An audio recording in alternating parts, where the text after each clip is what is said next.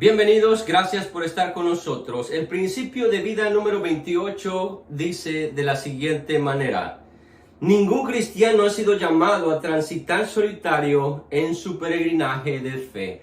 Ningún cristiano ha sido llamado a transitar solitario en su peregrinaje de fe.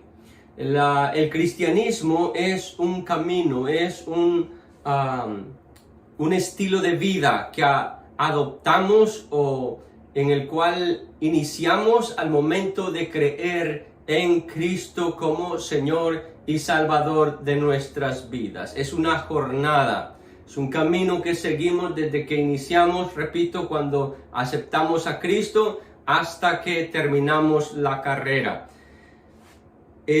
Vamos a contestar esta pregunta: ¿quién estableció la iglesia? Hay muchas personas el día de hoy que dicen que no es necesaria la iglesia, y realmente muchos lo consideran como un estorbo, como ¿cómo es la palabra que usan? Como un lastre de la sociedad. Desafortunadamente hay personas que piensan eso, pero eso es la opinión de muchas personas que no creen, no creyentes, pero también hay creyentes que incluso dicen que la iglesia no es necesaria, que ellos pueden ser creyentes o cristianos y seguir a Cristo sin necesidad de reunirse, sin necesidad de la iglesia. Pero entonces la pregunta que vamos a responder es: ¿quién estableció la iglesia? Y para ello es necesario leer la escritura en Mateo capítulo 16, verso 13 al 19. No lo voy a leer todo por cuestión de tiempo, pero le invito a usted que nos lee, que nos escucha y nos sigue, que por favor lea la escritura si nunca lo ha hecho, pero si lo conoce el pasaje de la Biblia que vamos a leer, bueno, ya tiene una idea de lo que se trata. En esta ocasión Jesús está caminando con sus discípulos y les hace una importantísima pregunta. La pregunta de Jesús para sus discípulos es: ¿quién dicen ustedes que soy yo? Anterior la pregunta había sido: ¿quién dicen los hombres que es el Hijo del Hombre? Es decir, los que me escuchan, todos los que me han oído predicar, enseñar, sanar. Jesús les hace la pregunta a sus discípulos: ¿quiénes dicen ellos que soy yo? Y ya respondieron, algunos dicen que eres el profeta, esto, lo otro. Pero entonces Jesús va directo con ellos y les dice: ¿quién dicen ustedes que soy yo? Y ahí viene la respuesta de Pedro y dice: Señor, tú eres el Cristo, el Hijo del Dios viviente.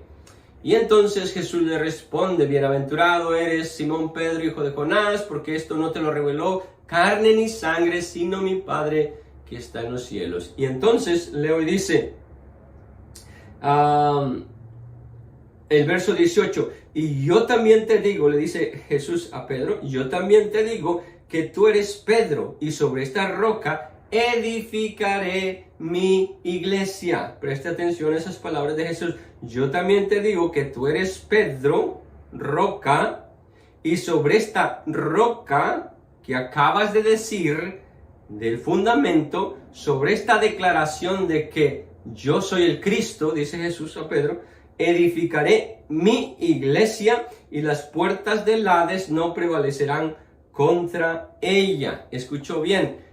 Yo, dice Jesús, estableceré mi iglesia bajo este fundamento de que yo soy el Cristo, y Él es la piedra angular puesta por Dios para que la iglesia, el edificio de la iglesia, el cuerpo de creyentes, fuera construido sobre el fundamento de Cristo, que Él es el Salvador, el Mesías, el que Dios había escogido. Bien, dicho esto, entonces, la iglesia fue establecida por Dios, por Cristo.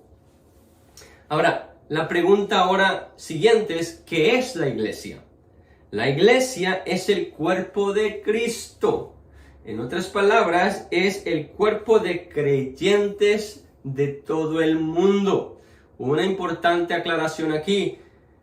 Tenemos la costumbre de decir vamos a la iglesia cuando nos referimos o nos estamos diciendo vamos a ir a reunirnos, a congregarnos. Decimos típicamente vamos a la iglesia, pero la iglesia no es el edificio donde nos reunimos. La iglesia es el cuerpo de Cristo, el cuerpo de creyentes de todo el mundo. La iglesia no está hecha por madera, por piedra, por cualquier material de construcción del cual está hecho el edificio físicamente donde nos reunimos, sino la iglesia está hecho de hombres y mujeres, almas vivientes, seres humanos. Esa es la iglesia. Usted es iglesia si es creyente, yo soy iglesia. Pero típicamente o desafortunadamente tenemos la idea de decir voy a la iglesia. No, la iglesia somos nosotros. Esa es la iglesia.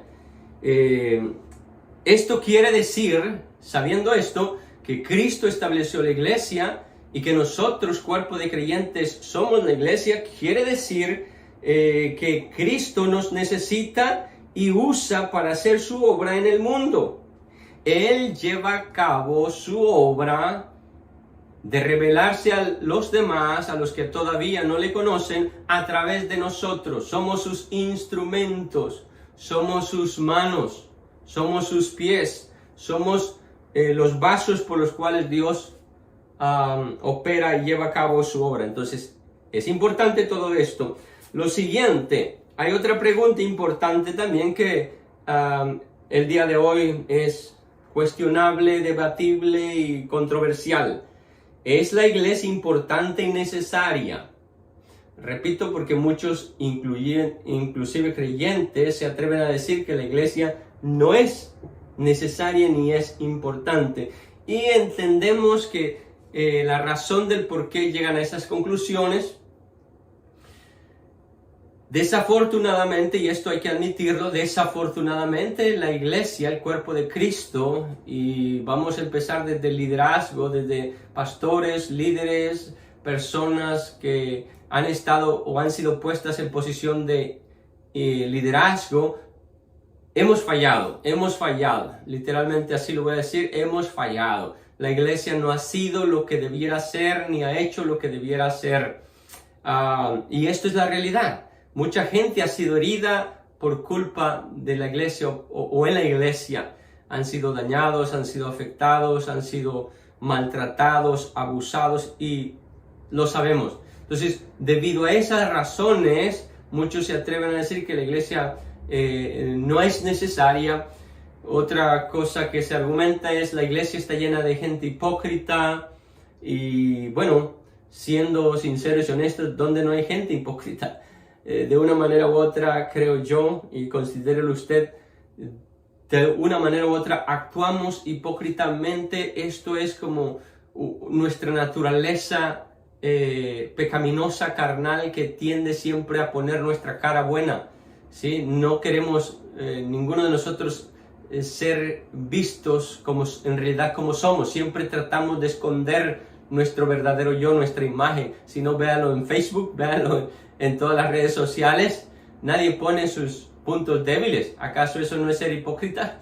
Entonces, de alguna manera tenemos que entender el comportamiento humano. No estoy diciendo que sea correcto, pero es algo que desafortunadamente tenemos esa tendencia natural a actuar de esa manera, a esconder nuestro verdadero yo. No debe ser así en la iglesia, debemos ser sinceros, especialmente sabiendo que Dios lo sabe todo. En fin, dejémosle ahí. Pero vamos a leer esta otra escritura.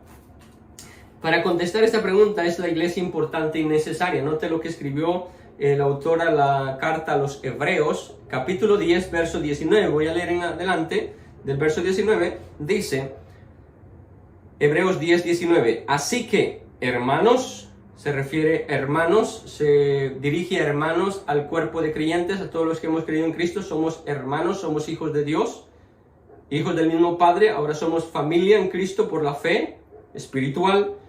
Así que, hermanos, teniendo libertad para entrar en el lugar santísimo por la sangre de Cristo, Él es el que nos ha dado este privilegio, por el camino nuevo y vivo que Él nos abrió a través del velo, esto es su carne, su sacrificio, y teniendo un gran sacerdote sobre la casa de Dios, verso 22, acerquémonos con corazón sincero en plena certidumbre de fe, purificados los corazones de mala conciencia y lavados los cuerpos con agua pura.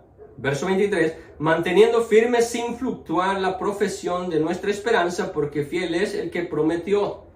Y considerémonos, verso 24, y considerémonos unos a otros para estimularnos al amor y a las buenas obras, no dejando de congregarnos como algunos tienen por costumbre, sino exhortándonos, y tanto más cuando veis que aquel día se acerca. Ahí está entonces la exhortación del autor a la carta a los hebreos. Voy a responder esta pregunta de la siguiente manera. La pregunta era entonces, ¿es la iglesia importante y necesaria? Respondo de esta manera: la iglesia es necesaria no por lo que los hombres opinen. Es muy importante que entendamos esto: las opiniones de los hombres versus la verdad de Dios, lo que Dios dice de sí mismo y la opinión de los hombres. Desafortunadamente hay muchos que hacen más caso a la opinión de los hombres que a la palabra de Dios.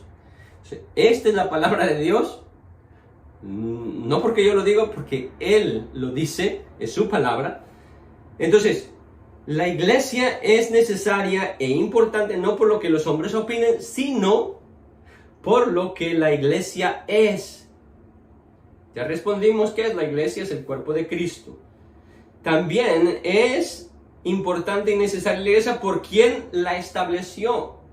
¿Cuál es el origen de la iglesia? El origen nace en el corazón de Dios. Dios decidió crear su iglesia, establecer su iglesia en la tierra. Número 3, por el propósito por el cual fue establecida o para lo que fue establecida. Esa es la tercera razón por la cual la iglesia es necesaria e importante. Número 1, por lo que la iglesia es. Número 2, por quién la estableció. Número 3, por lo que fue establecida o para lo que fue establecida. Es importantísimo eso, creo, si hemos de ser realmente fieles creyentes en el Señor. Leímos la carta a los hebreos y aquí nada más unos puntos rápidos. ¿Para qué nos reunimos o unimos como iglesia cuando nos reunimos? Para orar, para animarnos, para edificarnos unos a otros, para estimularnos al amor y a las buenas obras. Entonces, creo que con esto, este breve mensaje es fundamental que entendamos el principio. Ningún cristiano ha sido llamado a transitar solitario en su peregrinaje de fe. Necesitamos el cuerpo de Cristo, el cuerpo de creyentes, un solo miembro del cuerpo. La analogía que usa Pablo, el cuerpo, un solo miembro, un brazo no puede operar solo, necesita el resto del cuerpo, y así sucesivamente. Esa es la analogía que usa Pablo para describir el cuerpo de Cristo, o la iglesia, el cuerpo de Cristo. Entonces, nadie puede decir que no es necesaria la iglesia. Espero que sea de la misma opinión y del mismo parecer. De lo contrario, bueno, no es que esté equivocado, sino simplemente va en contra de lo que dice la Escritura. No en contra de lo que digo yo, sino en contra de lo que dice la Escritura. Y la Escritura es la palabra de Dios. Así que, mis hermanos, gracias por estar con nosotros. Dios te bendiga, Dios te guarde. Nos vemos en nuestro próximo mensaje. Hasta pronto.